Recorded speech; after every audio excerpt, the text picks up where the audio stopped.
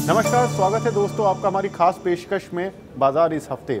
बाजार ये जो हफ्ता था, पिछले 8 महीने में एक और नया हफ्ता ऐसा जुड़ा जिसमें कि मार्केट का प्रदर्शन शायद खराब ही रहा और इस हफ्ते को लोग भूलना ही चाहेंगे, क्योंकि खास तौर से अगर देखें तो फ्राइडे का सेशन ऐसा था जिसमें कि सेंसेक्स करीब 1000 पॉइंट से ज़्यादा गिरकर बंद हुआ और निफ्टी में भी करीब 276 अंकों की गिरावट देखने को मिली।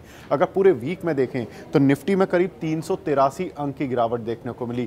थर्सडे का सेशन भी एक समय खराब चल रहा था, लेकिन एक निचले स्तर से अच्छी रिकवरी देखने को मिली थी।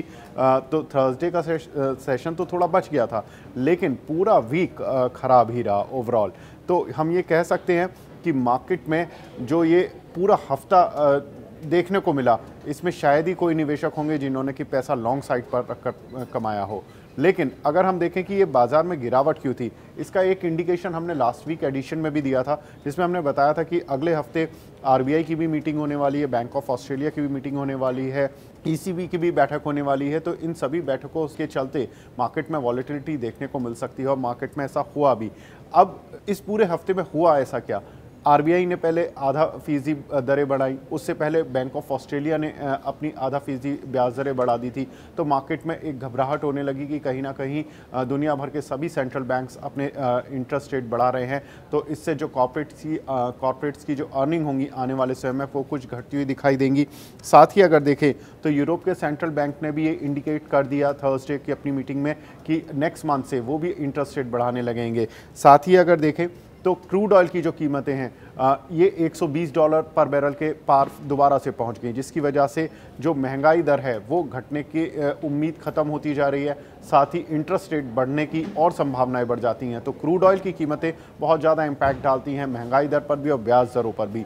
साथ ही सरकार ने एक और फैसला लिया जिसमें कि उन्होंने खरीफ की जो फसल का एमएसपी था वो 5% से लेकर 9% तक अलग अलग फसल पर बढ़ा दिया। तो इसका मतलब है कि जो खाद्य पदार्थों की महंगाई दर होगी वो भी आने वाले समय में बढ़ती हुई दिखाई देगी, यानी कि खाने पीने की जो चीज़ें होंगी उनकी कीमतें अभी भी और बढ़ती हुई दिखाई देंगी, कम होने की अभी शायद कोई उम्मीद नहीं है।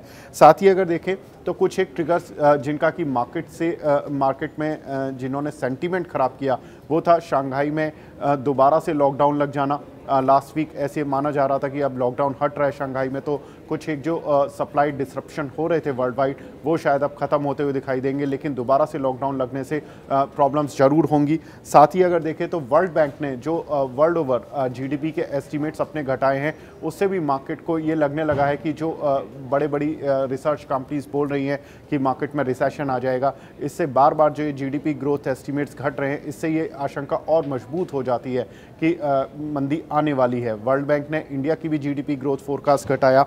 साथ ही अगर देखें तो डॉलर के मुकाबले रुपया भी अपने रिकॉर्ड न्यूनतम स्तर पर पहुंच गया है, 77.87 पर रुपया पहुंच चुका है। तो लगातार रुपये में कमज़ोरी देखने को मिल रही है। इसका कारण एक्सपर्ट ये मान रहे हैं क्योंकि एफआईज की तरफ से जो बिकवाली स्टॉक मार्केट में चल रही है उसकी वजह से वो जो अपना डॉलर है वो विड्रॉ कर रहे हैं और रुपया वो बेच रहे हैं, तो जिसके चलते रुपये में कमज़ोरी देखने को मिल रही है। तो कुल मिलाकर ये कह सकते हैं कि मार्केट इस हफ्ते तो पूरी तरह से ख़राब रहा, लेकिन आगे के हफ्ते के लिए किस तरह का मार्केट देखने को मिल सकता है, तो उसके लिए दो महत्वपूर्ण ट्रिगर हैं।